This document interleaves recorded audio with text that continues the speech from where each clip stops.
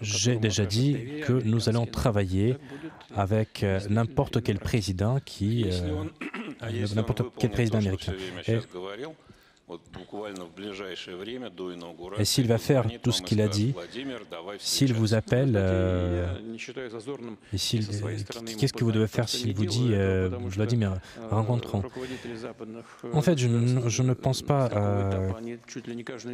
En fait, vous savez, les dirigeants européens, ils m'appelaient presque toutes les semaines.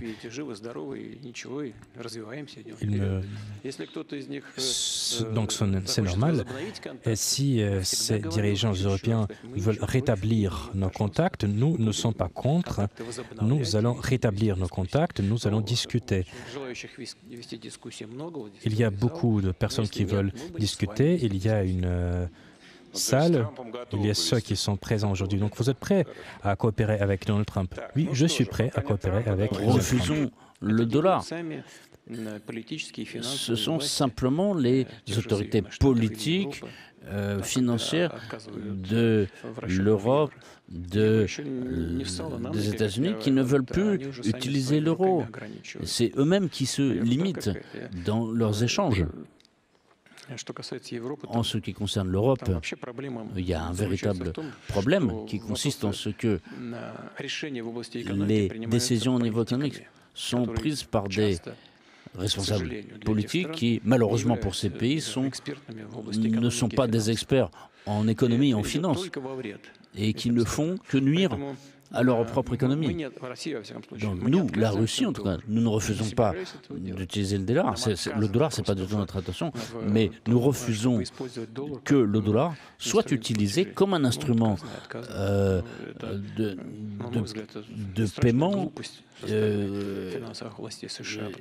Et ce sont les États-Unis qui ne veulent pas qu'on utilise le dollar. Vous savez, tous ces présidents américains, ils sont intéressants.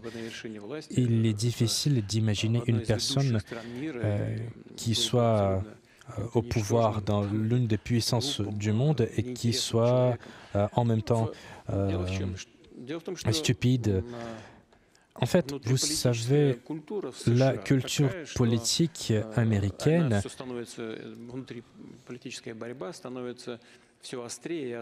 la culture politique américaine et la lutte politique américaine, elles deviennent plus aiguës.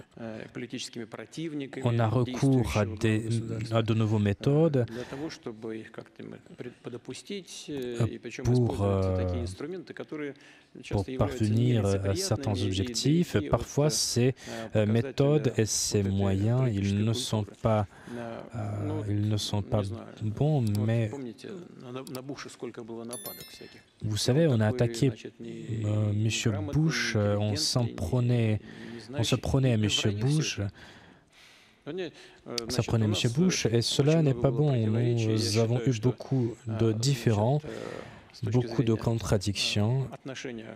Et je pense qu'en ce qui concerne la Russie, en ce qui concerne la politique russe, presque tous les dirigeants, j'en ai déjà parlé, tout ce qui a été fait par les Américains, cela ressemblait à une intervention. Mais sur le plan personnel, ce même Bush qui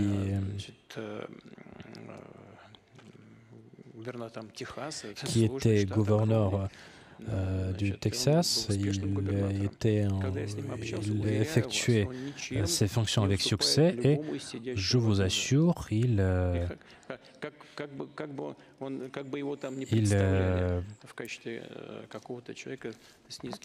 est décent, il n'est pas stupide.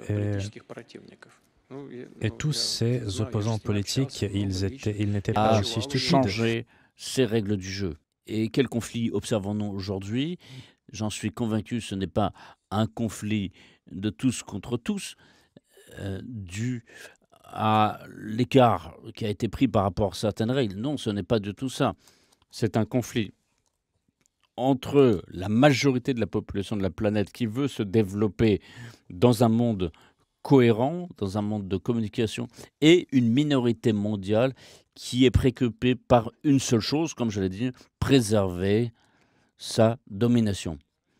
Et pour cela, cette minorité est prête à détruire les résultats issus de de l'évolution de ce grand système mondial.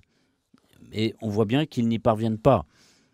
Et en même temps, les pays occidentaux, de façon hypocrite, cherchent à nous convaincre tous que ce qui est menacé, c'est les résultats de la lutte de l'humanité pendant la Deuxième Guerre mondiale. Or, ce n'est pas du tout le cas. La Russie et les autres pays de la majorité mondiale cherchent au contraire à confirmer les progrès pour qu'ils deviennent l'essence de la poursuite de ce progrès.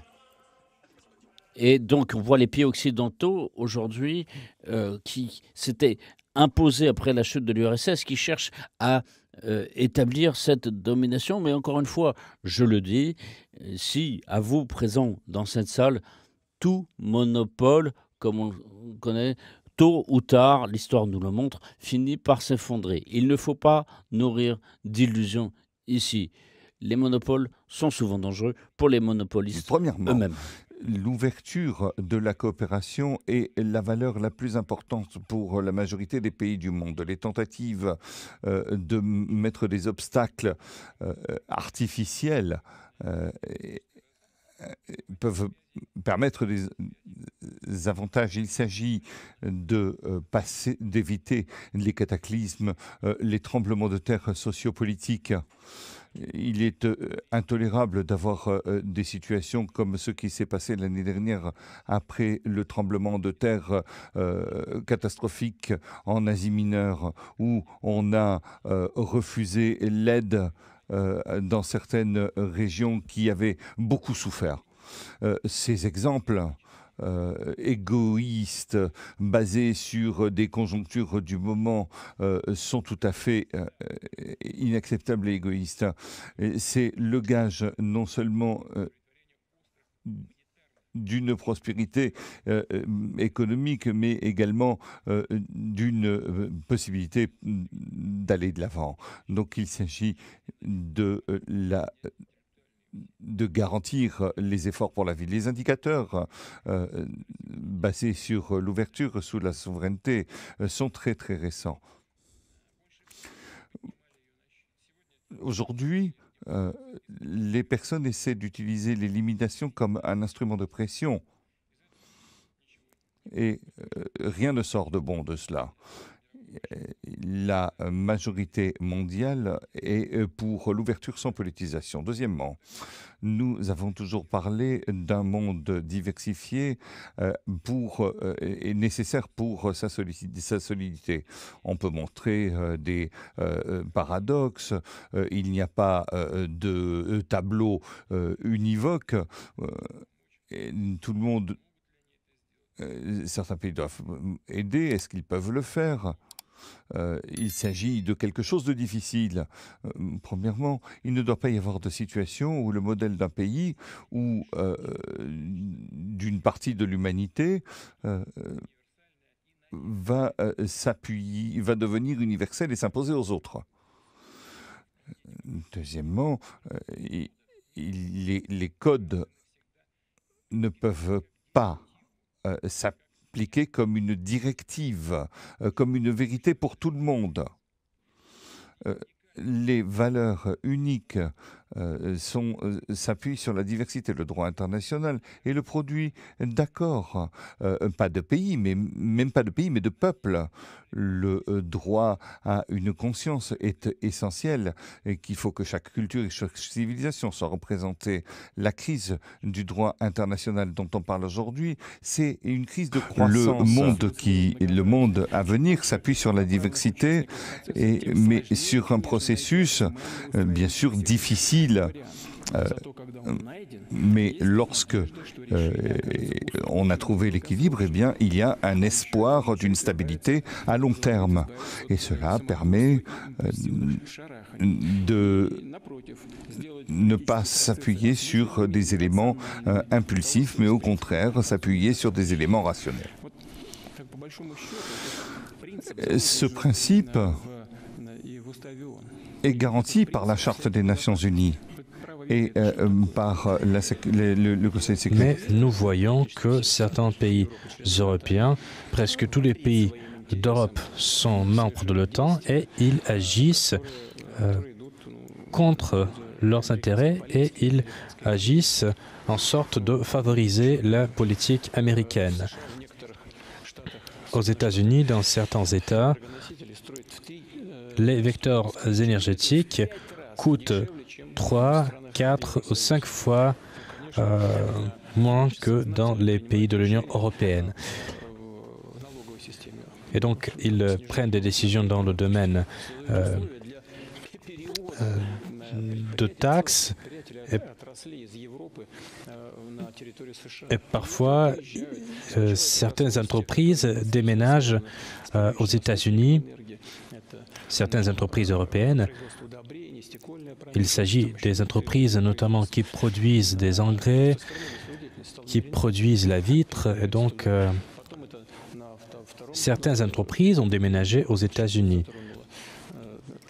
Et alors, je pense ici aux entreprises métallurgiques, donc nous pouvons, et les gouvernements, ils peuvent parler de travaux inefficaces de la direction de ces entreprises, mais c'est la question politique. Donc, cette direction de l'entreprise doit faire quelque chose pour sauver ces entreprises.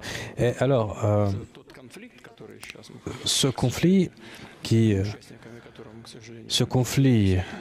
dont nous sommes partis, malheureusement, ce conflit permet aux États-Unis, premièrement, d'y parvenir, de consolider son rôle d'hégémone. Cela a permis aux États-Unis de mettre ces pays dans un état d'assujettissement et il en va de même au Japon. Ces politiques de restriction ne font que provoquer des inconvénients, des obstacles au développement des économies nationales. Et donc, si on pourrait justement faire des échanges de technologies. Or, les mesures actuelles ne peuvent provoquer que des crises d'inflation. Or, en ce qui concerne notre relation, notre coopération, les domaines dans lesquels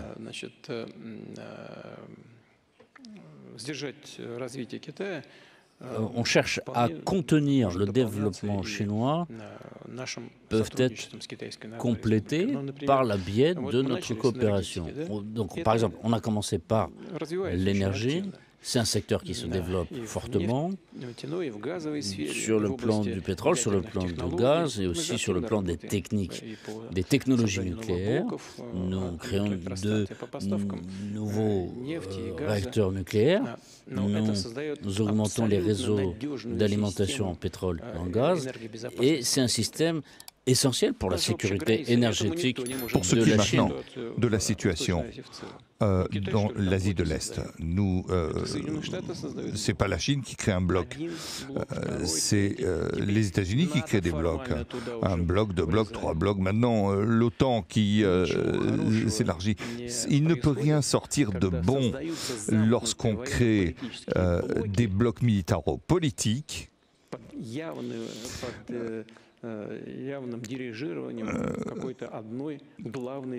dirigé par un seul pays. Tous les autres pays vont travailler pour les intérêts de l'État qui a créé ces blocs. Nous coopérons et nous sommes des amis contre personne. Notre relation avec la Chine n'est dirigée contre aucun pays tiers, y compris contre les États-Unis. Notre relation avec la Chine veut créer des conditions de développement de nos États.